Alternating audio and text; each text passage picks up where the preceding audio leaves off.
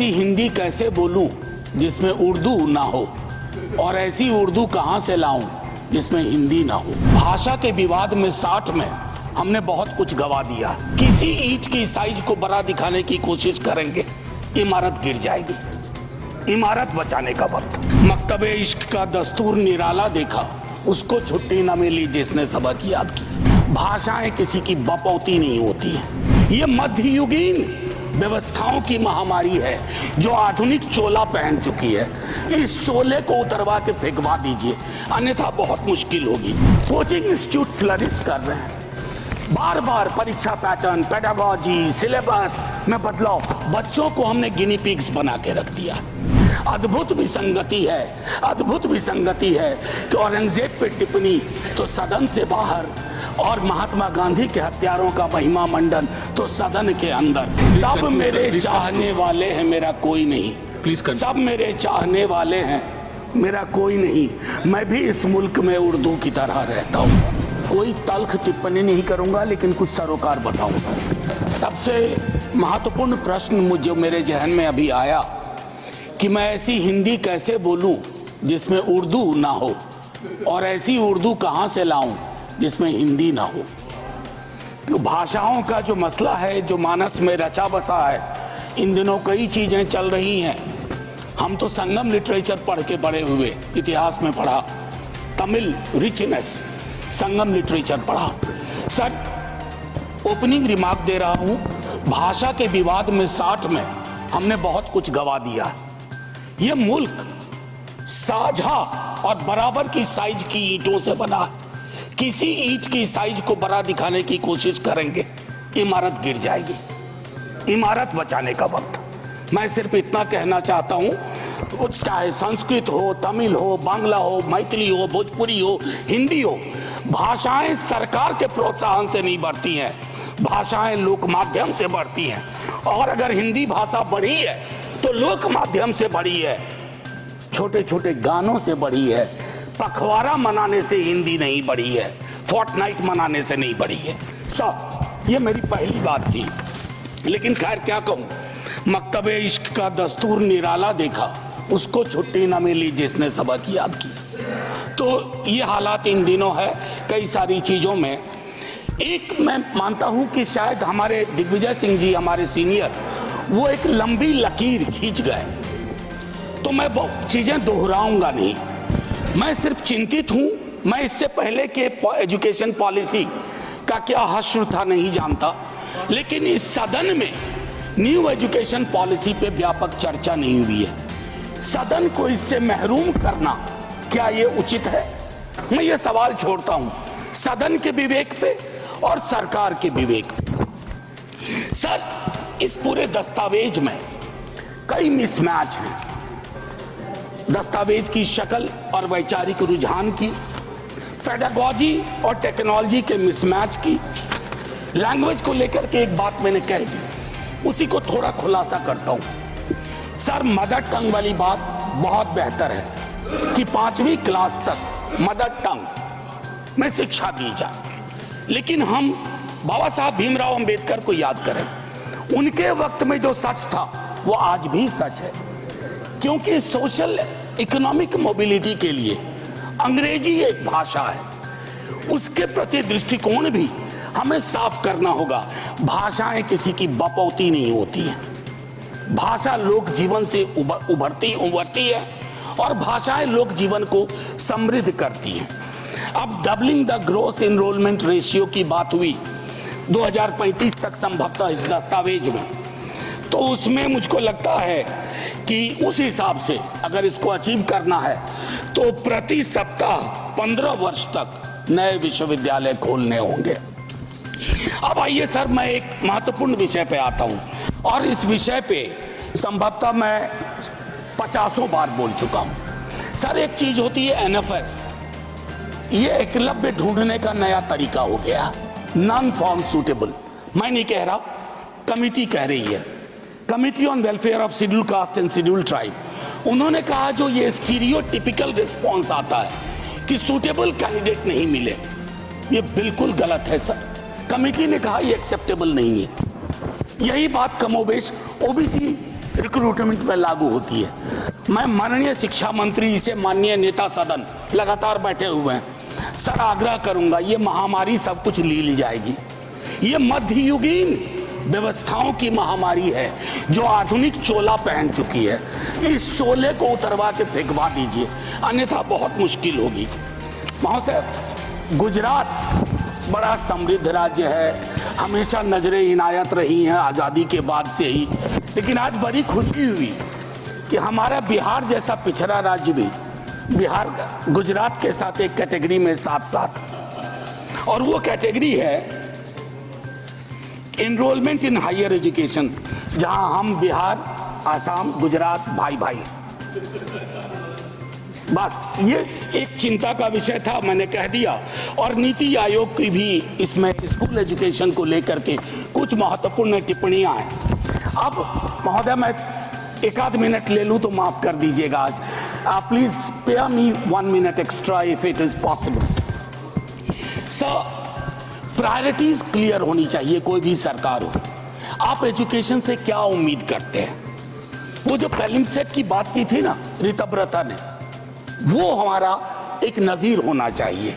और मुझको लगता है कि सार्वजनिक क्षेत्र के विद्यालयों, मैं एक सरकारी स्कूल का पढ़ा हुआ हूं, हिंदी मीडियम से पढ़ा 10वीं तक। 11वीं में अंग्रेजी से पहली बार राब्ता हुआ। सर, मुश्किल आई, क्वींस लैंग्वेज की अपनी दिक्कतें हैं, लेकिन सर सरकारी स्कूलों के, मैं अपने ही स्कूल को आज जब वापस जाके देखता हूं, क्या बना के रख दिया हमने। मुझे निजी क्षेत्र को के खिलाफ मत समझा जाए, लेकिन एक संतुलन होना चाहिए। दुनिया के तमाम उन देशों ने एजुकेशन और हेल्थ में सबसे अच्छा किया है जिन्होंने सार्वजनिक क्षेत्र के को बढ़ोतरी दी है, उसको प्रोटेक्ट किया है। एनटीए के बारे में कई दफा बोल चुका हूं सर। ये कोचिंग इंस्टीट्यूट के, मैं संसदीय गैर दामाद, असंसदीय तो नहीं है ना, मैं पूछ लेता हूं पहले ही, नहीं तो दूसरा शब्द दूंगा। हाँ, रिश्तेदार की तरह व्यवहार करना। कोचिंग इंस्टीट्यूट फ्लरिश कर रहे हैं, बार बार परीक्षा पैटर्न, पेडागोजी, सिलेबस में बदलाव, बच्चों को हमने गिनी पिग्स बना के रख दिया।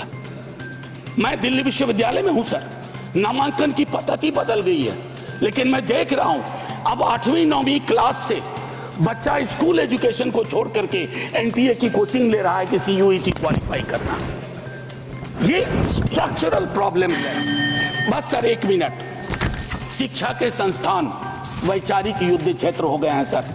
मैं टिप्पणी नहीं करना चाहता, घनश्याम जी ने कही एक बात सर, कोई टिप्पणी इस तरह की नहीं, कि वामपंथी रुझान, मुझको लगता है कि कांग्रेस के साथ दिक्कत पता नहीं क्या थी, उन्होंने वामपंथियों को तथाकथित, हालांकि उसमें मेरिट नहीं है, ढूंढा, लेकिन सर दक्षिण पंथी वैचारिकी का अड्डा बनते जा रहा है। आप कई चीजों को हटा रहे हैं। अच्छा, पीएचडी नहीं चाहिए, बिना पीएचडी के ले लो। अच्छा, ये एलिजिबिलिटी हटा दो, तभी आपको लोग नहीं मिल रहे हैं उस रुझान के। तो मेरा मानना है कि इन और शिक्षकों की स्वायत्तता में बहुत कमी हुई है। मैं प्रोन्नति के सवाल पे 100 चीजें कह सकता हूं, अपॉइंटमेंट पे 100 चीजें कह सकता हूं। देख रहा हूं कैसे शिक्षक विक्टिमाइज हो रहे हैं। और सर, नॉलेज पार्क की तर्ज पर, एसईजेड की तर्ज पर नॉलेज पार्क बना करके आपको ये सोचना होगा कि शिक्षा और इंडस्ट्री में थोड़ा फर्क है। इसको उद्योग और सिर्फ निवेश की नजर से मत देखिए, क्योंकि इसका पहले नाम था ह्यूमन रिसोर्स डेवलपमेंट। भले नाम बदल गया हो, लेकिन उस संकेत को याद रखा जाए। केंद्रीकरण आपकी स्वाभाविक प्रवृत्ति है। जब बड़ी सत्ता आती है तो हर किसी को लगता है कि इसको मुझको हथिया लेना चाहिए। नैक के बारे में विस्तार से हमारे दिग्विजय सिंह जी बोल चुके हैं। ऐसे लोग आप बिठाते हैं, ऐसी व्यवस्थाएं होती हैं। नैक में सर क्या होता है, मैंने भी अपने टाइम में एक नैक देखा है मेरे विश्वविद्यालय में, बता नहीं सकता हूं सर। एकदम जैसे शादी ब्याह में, रिश्तेदारी में जाने पर वो जो गिफ्ट का आदान प्रदान होता है, वो सारी चीजें होती हैं। और कई विसंगतियों के बावजूद उस संस्थान को A+ या A मिल जाता है। रिविजिट करिए, धर्मेंद्र माननीय शिक्षा मंत्री जी से कहूँगा, शिक्षा मंत्री और रेल मंत्री सबसे डिफिकल्ट काम है इस देश में। आप एक महत्वपूर्ण पद पे हैं। मैं आपसे कहूँगा, आपकी सरकार नहीं होगी लेकिन इस नीति का प्रभाव रहेगा।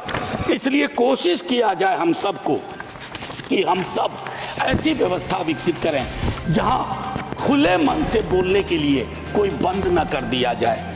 डेमोक्रेसी की एक परिभाषा है sir, true democracy is one where you are not closed for being open. आखिरी 30 सेकेंड मैं एक और चीज कहूंगा सर, संजय जी कह के गए, मैं विवाद में ही नहीं, मैं हिस्ट्री का स्टूडेंट हूं सर।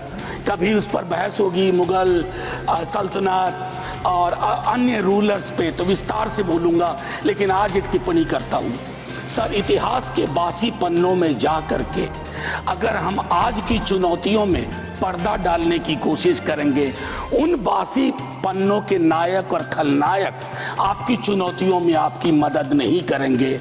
अद्भुत विसंगति है, अद्भुत विसंगति है कि औरंगजेब पे टिप्पणी तो सदन से बाहर और महात्मा गांधी के हत्यारों का महिमा मंडन तो सदन के अंदर।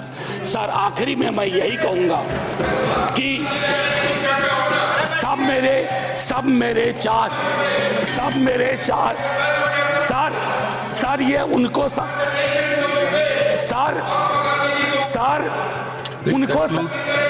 उनको समर्पित जिन्होंने वो उर्दू पे कुछ अल्फाज पेश किए थे।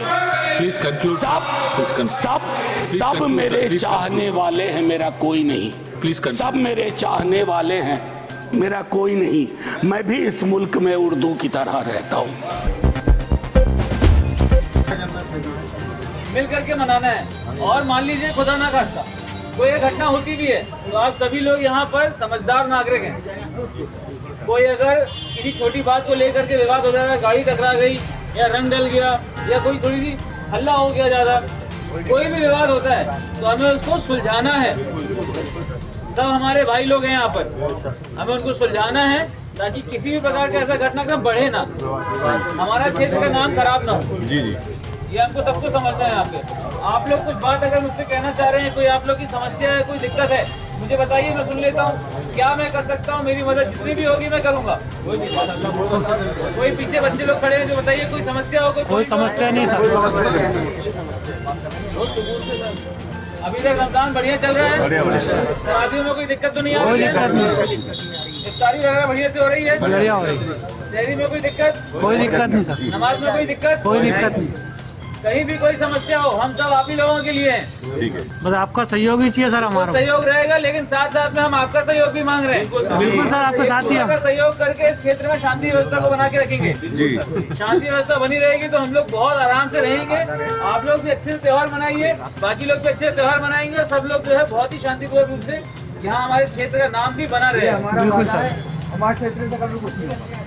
आपका वादा है, लेकिन आपके साथ में जो और लोग हैं, सबका वादा है, पूरा काकड़ का वादा है।